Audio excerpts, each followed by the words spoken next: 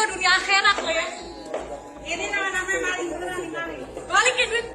Polres Metro Bekasi Kota menangkap 2 emak-emak pelaku penipuan kontrakan fiktif bernama Karsih, 48 tahun, dan Yurike, 54 tahun.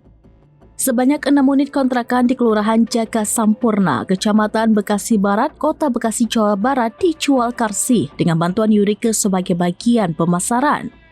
Yurike mencari pembeli lewat media sosial Facebook, kemudian diarahkan bertemu dengan Karsih.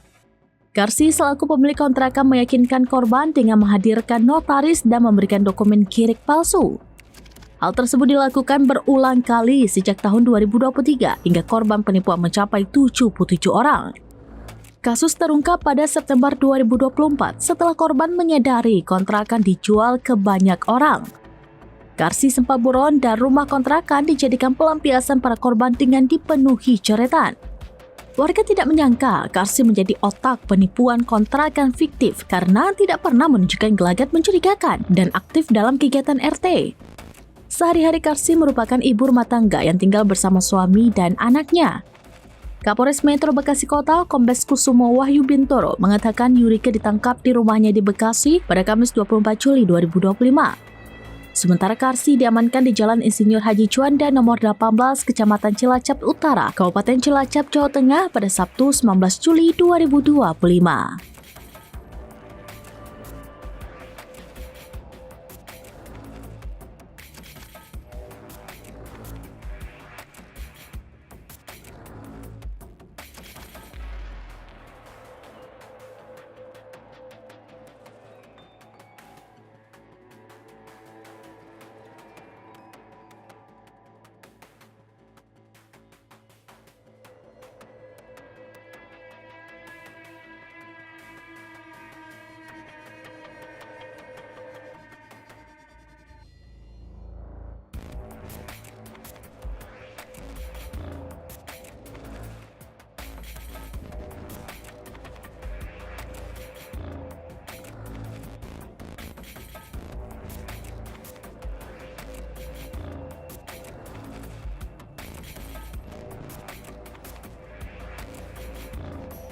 Download Tribun X sekarang, menghadirkan lokal menjadi Indonesia.